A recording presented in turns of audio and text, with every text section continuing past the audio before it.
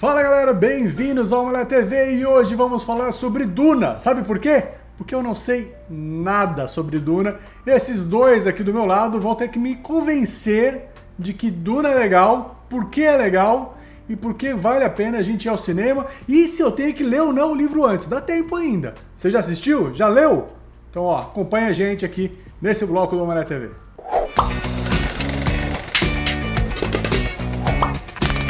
Muito bem, olha só, antes de mais nada, se você tiver a fim de ler o livro aí, Forlans, o livro é um catatal, viu? Eu não tô com ele perto aqui, mas ó, ele tem um certo volume, hein? É um patacão de Exatamente, 600 é e volumoso tantas e o páginas, Denis né? Villeneuve, inclusive, do novo filme, ele escolheu dirigir aí, fazer a adaptação de metade do livro. Então, não vai chegar até o final. Se você quiser ler antes de ver o filme, você lê até a metade aí, mais ou menos, e isso já está coberto no primeiro filme. Forlani, você sabe pelo menos que diabos é Duna? O que são esses feudos, essas famílias nesses planetas aí? Deixa eu ver, Você tem essa eu vou noção? falar o que eu entendi até agora. Tipo, é areia, Isso. certo? Aham. Duna, areia. É um lugar Sim, bastante sim. seco, logo por causa disso. Tem pouca água. Tem pessoas bonitas, né? Tem lá o Timothée Chalalalala, a Zendaya, Algumas. tem o Momoa. Uhum. Então tem um monte de gente bonita. Que mais? Tem- Que mais que é muito famoso por Duna? O que é que muito mais? famoso Que por mais? Duna? Ó. Ah, desculpa, não tá Aqui, ó. vendo. Tô fazendo aqui, ó. É que vocês estão aqui e não perdão. estão aqui, né? Que Tem buraco de minhoca, que é tem isso? de badareia? É buraco de Que minhoca? tem de badareia? Não é especificamente um buraco de minhoca, tem um buraco. Mas tem minhoca. Tem minhoca mas e tem tem a buraco. minhoca. Mas não é necessariamente o buraco de minhoca como a gente conhece na ficção científica. E tem umas casas também, né? Não é Game of Thrones, mas tem casas. Isso é basicamente tudo que eu sei. Ah, você sabe o básico aí, meio por cima mesmo. Exatamente, porque a gente tá num futuro muito distante, né? Onde a humanidade, ela, digamos que espalhou-se pelos planetas de uma forma meio feudal. Aconteceu uma guerra entre humanos e inteligência artificial que é pouco trabalhada, assim, só é citada nesses primeiros livros, mas o importante é que a inteligência artificial, né, os robôs, eles foram erradicados, é uma das coisas únicas do universo de Duna. Então a tecnologia, a viagem espacial, os computadores, entre aspas, eles são na verdade versões transhumanizadas. Então é logo depois de Matrix Pessoas- Resurrections, é isso? Exato, é bem no futuro de Matrix. E aí, nesse universo que você não tem essa questão tecnológica, o que você vê, na verdade, é um futuro aí meio pré-industrial, ou um futuro industrial, que tenta meio que fazer um paralelo aí, já que a ficção científica sempre puxa o paralelo com a vida real, fazer um paralelo com a situação política no mundo nos anos 50 e 60, quando as colônias europeias na África e no Caribe, na América, começam a proclamar sua própria independência. Então, tipo, a trama principal de Duna é muito puxado de uma questão geopolítica aí da Guerra Fria, quando o Império Britânico começa a perder o controle aí das suas colônias na África e tal. E aí o lance de Duna, do planeta desértico, é muito puxado do Saara, é muito puxado de uma história meio Lawrence da Arábia, assim. Tanto que o Frank Herbert, que é o autor de Duna, ele tinha lido o livro de memórias do T. Lawrence, né, que é essa figura aí do Império Britânico que vai ajudar na emancipação dos povos árabes. E aí, tipo, Duna é basicamente uma versão de fantasia e ficção científica para a história do Lawrence da Arábia. E o planeta Duna, Forlani, e quem tá assistindo aí que nunca ouviu, né, esses detalhes assim de pano de fundo,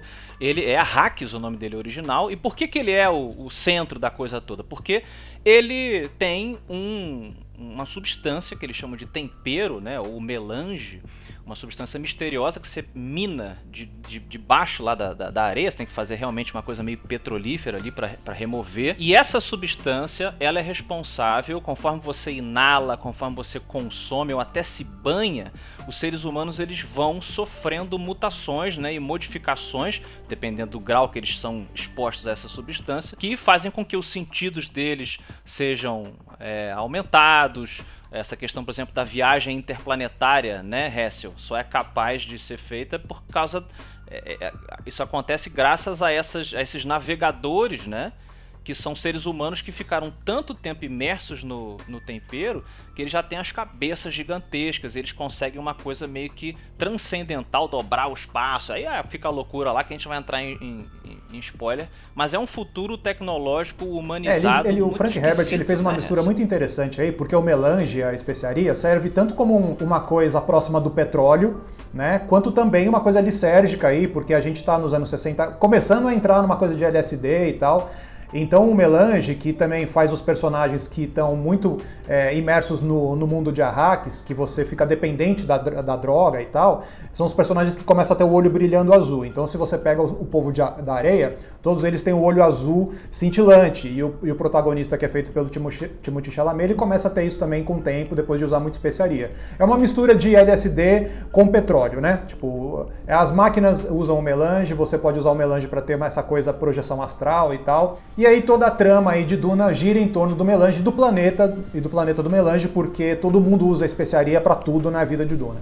Eu vi que a Zendaya já tem o olho azul ali. Explica aí, qual que é o do personagem da Zendaya e do Timothée Chalamet, que são, acho que, os dois rostinhos novinhos aí mais conhecidos do povo, e também quem que é o Momoa nessa bagunça toda aí. Vamos lá, Hessel. A Zendaya, ela é a Shani, né?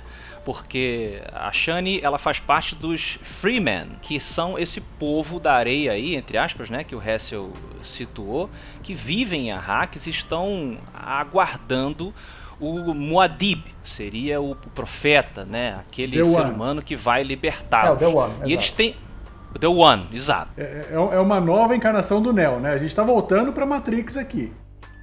Na verdade, o Neo é a nova encarnação do Muad'Dib, porque o Duna é a maior obra, na minha opinião, de alguns aí, não sei o que o resto eu acho. Pra mim é a maior obra de ficção científica já escrita. Ela tá inserida em tudo que a gente conhece, ela tá em Star Wars, tem essas comparações todas bacanas da cultura pop, porque tá entranhado, né? Então a gente vai ver, eu tô sentindo que muita gente vai justamente olhar o novo filme e falar, igual ele tal, tá lá atrás, né? Mas é interessante porque é igual tal que tá lá atrás, isso é muito foda. Mas a Shani, então, é dos Freemen, que é esse povo que tá ali esperando. Eles têm uma relação com o planeta Arrakis e com os vermes de Arrakis, que são essas minhoconas aí que tem uma conexão, por sua vez, com o tempero Melange, uma relação muito, muito simbiótica, né? E o Paul Atreides vai parar com ele, rola não é isso, na trama política toda, você tem um império, e o império passa a administração desse planeta de tempos em tempos para casas diferentes. E aí a trama de Duna começa quando a família do Paul Atreides, que é o protagonista, aí o Timothée Chalamet, o pai dele é o Duque, é feito pelo Oscar Isaac, eles conquistam a administração do planeta.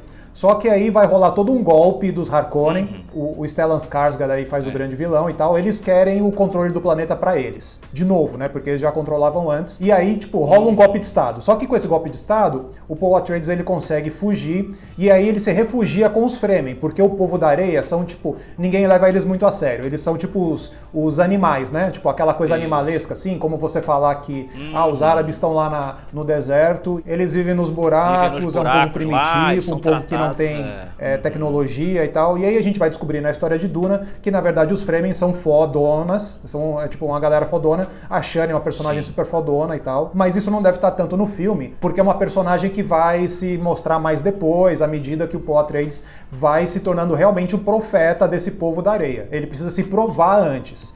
E aí, tipo, a história do Duna que a gente deve ver no filme vai ser justamente ele se provando digno de ser o profeta desse povo árabe, entre aspas. Tá, então tem uma relação entre os Freemen e as minhocas lá. Isso leva a crer que, tipo, ele tem também uma defesa do universo, do ecossistema que funciona ali. Isso funciona a favor deles e outros estão tentando se apropriar disso, né, de alguma forma. Vocês falaram que ele é meio petróleo e tal. Então tem também essa mensagem ecológica, né, de Duna, certo? Total.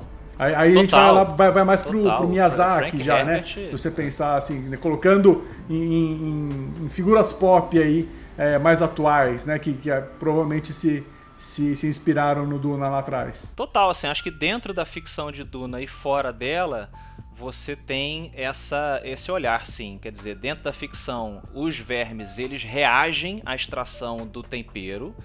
Eles, assim que começa qualquer tipo de vibração sobre a areia, eles são atraídos. E a gente fala nesses vermes, quer dizer, no trailer mostra, eu não sei qual dos vermes, porque os vermes também têm nomes assim próprios, né? Tem o verme fodão, é tipo os dragões, entre aspas. Tem uns que são lendários e tal. Tem os vermes pequenininhos, tem uns vermes, cara, que eles são tão gigantescos que a presença deles na superfície gera tempestades eletromagnéticas. É um negócio louco. É muito foda. E eles são atraídos por esses mecanismos, né? Que a galera finca lá na areia pra puxar. E você vai tentando criar distrações porque eles vêm pra devorar e interromper aquele processo, como se você estivesse sangrando o planeta deles. E fora também, né, Hessel, da ficção, o Frank Herbert era um cara que tinha esse interesse sobre a ecologia, sobre essa preocupação e fez essas porque toda a questão da época em que o livro foi escrito era aquela coisa já da preocupação com o holocausto nuclear. Você tinha ali, eram os primeiros anos da Guerra Fria e tal, e aí o interesse dos Estados Unidos era justamente minar a influência soviética nessas comunidades, especialmente no Oriente Médio. É uma história muito do Oriente Médio ali e de como você extrai essas coisas que estão ali debaixo da terra, que é o petróleo, essa luta pelo petróleo e tal. Então é muito uma preocupação do fim das coisas, da extinção das coisas e tal. Então, tipo, tem um momento ali no livro que um certo personagem fala assim, eu controlo aqui e eu posso destruir o melange se eu quiser, e isso vai acabar com toda a guerra e tal. Então, tipo, tem toda uma coisa de um perigo ecológico ali que tá no centro da história. O lance do Duna pra mim, que é brilhante assim, é que é a primeira, talvez seja a primeira ficção científica que misturada com fantasia que realmente eleva as duas coisas, né? Tipo, as pessoas dizem que Star Wars chegou e as pessoas passaram a levar a sério ópera espacial, a levar a sério fantasia e tal, porque afinal de contas Star Wars foi um puta sucesso, um fenômeno maior que todos aí no século XX, só que Duna precedeu Star Wars nesse sentido. Você tinha a ficção científica e a fantasia, tipo, da época do Flash Gordon e tal, era uma coisa barata, todo mundo julgava barato. E aí na época, quando Duna chegou, como ele levava a sério tudo, né, tipo, religião, geopolítica, a questão da linguagem, dos idiomas, toda essa coisa que ele mistura, como ele leva muito a sério e cria realmente um universo muito consistente a partir disso, é como se você realmente elevasse a fantasia e a ficção científica num nível maior ali, né? Deixa de ser uma coisa barata e vira uma coisa aí realmente que todo mundo prestigia e tal. Por isso, né, que é o livro de ficção científica mais vendido de todos os tempos, é certo essa informação aí que eu li? Tá certa a informação. É isso, não, e já teve aí várias tentativas, né, de adaptação, o Alejandro Jodorowsky, que inclusive a gente fez um retrato dele, aí assista, um clássico diretor chileno, ele tentou fazer a adaptação, e aí tinha todos os conceitos visuais do Moebius e tal, um negócio lindo pra caramba, nunca saiu do papel, e o David Lynch fez o filme em 1984. Que é um filme que muita gente não gosta e tal, mas eu particularmente adoro ver os caras cavalgando as minhocas lá naquela computação gráfica dos anos 80. Acho incrível, e Duna é um filme que tenho fácil pra ver aí no Prime Video. Assista. Embora seja muito panorâmico, né, em relação ao livro. É isso que eu ia falar, assim, comparando justamente com o que eu tô imaginando que os novos filmes do Duna, Forlani, estão prevendo. A história do Duna, a gente falou que são 600 páginas, só o primeiro, né? Justamente essa progressão do Paul Atreides, de um filhinho de mamãe e de papai rico, de uma das famílias daí que agora tem que controlar esse planeta tal, aí o cara sofre um atentado, aí faz amizade com a galera lá do povo do deserto, entre aspas, aí se apaixona pela menina e não sei o que, até ele se tornar essa pessoa, se provar e tal, e é toda a revolução que acontece. Isso é muito bem trabalhado no livro, é lenta essa progressão. No filme do David Lynch, ele tem seu valor, mas você vê que, tipo, começa aquela coisa densa, explicando, daqui a pouco, e no final, cara, né, Récio? Tá uma correria. Ele agora é o profeta e todo mundo passa a faca em todo mundo e o caramba. E, tipo, peraí, calma. Eu espero que esse filme... Eu entendo que ele vai adaptar metade do primeiro filme, do primeiro livro, correto? É, isso aí. O lance uma das principais influências do Duna sobre Star Wars é o lance da força e como você cria esses personagens que são super poderosos. Então tem toda aquela história assim do Gary Sue, da Mary Sue, que é um termo, né, uma nomenclatura que você cria quando o personagem ele é forte demais, né? Isso. Tipo, poderoso demais, e a trama toda se dobra para atender o desejo desse personagem que é super forte. Perfeito. Quem meio que criou isso foi justamente o Paul Atreides, que é um personagem muito forte. Tipo, ele tem poderes telepáticos, como ele é filho de bruxa, ele consegue controlar as pessoas pela voz. Ele tem essa coisa esse negócio de bruxa, vocês tem bruxa no meio. Explica aí. Vassoura e tudo mais? Aí a gente vai detalhar tudo aqui. Vai contar... Não tem vassoura não, mas... Imagina varrer esse planeta cheio de areia. Mas aí tem feitiço, viu? Tem bastante feitiço aí. Mas ele é um ser super poderoso, eu diria que é justificado, né? Até porque a progressão do personagem é se tornar, além de um profeta, não vou dizer para não dar spoiler, mas existe essa construção do porquê que ele é fodão. claro que tem esse debate, né, da figura ali literária, se é exagerada, virou realmente um Deus Ex Machina ambulante, né? É que tem uma explicação, né, pro Paul Atreides ele ser esse super fodex aí. As Bene Gesserit são uma ordem quase que predominantemente feminina, Forlani, de mulheres que também, através dessa transhumanização, se tornaram praticamente feiticeiras, né? Elas têm um controle, mas não é mágico, é por conta do melange, por conta de pequenas inflexões de voz, super análise de comportamento, postura, etc. Acabaram se tornando grandes influentes, quase que os Jedi. Elas mantêm o equilíbrio ali, político e tal, e através de, digamos que, uma seleção de reprodução ao longo de várias gerações, elas estão buscando um ser final, uma outra pessoa que vai trazer esse equilíbrio aí à galáxia. Olha aí como é que tem esse papo aí em algum lugar. Essas... não, tem tudo a ver. Pois é, exatamente. E aí o Paul Atreides, que era para ser uma mulher, acaba sendo homem por uma explicação lá da esposa do pai dele e tal, mas ele é fodão por conta disso. Ele é como se fosse uma... Como é que a gente explica Hessel? Tipo a engenharia genética das bruxas lá fazem ele ser fodão. Então, tipo, é como se fosse um mutante dos X-Men, tipo, nível ômega, misturado com o Luke Skywalker, assim. Tipo, o que eu acho interessante é que a gente estava no meio de um debate, de uma discussão, especialmente entre fãs mais chiitas de Star Wars, que a Rey seria uma personagem poderosa demais pro universo de Star Wars, né? Olha aquela aí. coisa que os filmes são... então, mas... A versão inicial disso é justamente o Paul Atreides, e o que a gente vai ver nesse filme é o lance dele ser super poderoso mesmo e ser aquela coisa messiânica e tal, e como que o filme lida com essa ideia, né? Porque ele é tudo, assim, ele consegue ver o futuro, passado, presente e futuro, ele é que nem o Doutor Estranho, ele vê 1000 possibilidades de futuro e tal, então, tipo, é um personagem onipotente. Ao mesmo tempo que os livros, depois, eles vão explicando quais são as consequências disso, né? Que não quer dizer que ele Exatamente, as consequências que é o interessante, pois né? Não adianta você ser fodão e que tipo de, né, você pende por um autoritarismo, enfim, é muito foda. Mas é isso, e aí o Timothée Chalamet ele foi atrás desse papel aí, ele ficou stalkeando o Denis Villeneuve pra conseguir o papel, justamente por isso, porque o Paul Atreides é um personagem muito fascinante e muito fodão mesmo, então ele queria aí demais esse papel, e o que a gente vai ver no filme vai ser muito a história dele e uma história de origem dele, é basicamente um grande prólogo pra história de Duna, assim, então em relação a isso, se prepare, porque não vai ser um negócio com começo, meio e fim, não, é um grande começo, na real. Tem Star Wars, Convencido. Matrix, Tem bruxa. Então, na verdade, assim, pelo que eu entendi aí, a bruxa, a mãe dele e o pai são de ordens diferentes, então tem uma coisa meio Shakespeare, meio Romeu e Julieta, talvez. Tem casas diferentes, então tem meio Game of Thrones. Game of Thrones, perfeito. Tem o Denis Villeneuve, que fez Blade Runner, que fez A Chegada, que é um dos diretores mais promissores aí, né? Tá todo mundo babando o ovo pra ele, e o cara realmente tem entregado bons filmes aí. Sim. Tem um elenco foda, tem vocês dois gostando, eu tô dentro. O que tá faltando? Tem minhoca gigante. Tem minhoca. Não tem onde é. E onde tem minhoca tem adubo. Tem o resto tem falando que adubo, gostou de cavalgar na minhoca. Basicamente, Duna é uma história que conecta o Lawrence da Arábia com o Ataque dos Vermes Malditos. Então... Perfeita comparação. Sold. É por isso que vocês essa é a grande síntese aí. São 60 anos de cultura pop num filme só. Agora, minha última pergunta pra vocês é a seguinte. Eu devo começar a ler o livro antes ou não? Pelo que vocês me explicaram aqui, eu posso me jogar lá, daí se eu quiser mergulhar na areia, aí eu vou ler depois. O que vocês acham melhor? Eu assistiria o filme primeiro, porque afinal de contas o livro vai muito além do que o filme vai oferecer, entendeu? Então... começaria... acho que depende do nível de experiência que você quer mergulhar, justamente. Você vai ter com certeza spoilers, né? Se ler o livro antes do filme. Ao mesmo tempo, eu acho que, cara, sempre vai engrossar a conversa se você tiver o material original na cabeça, né?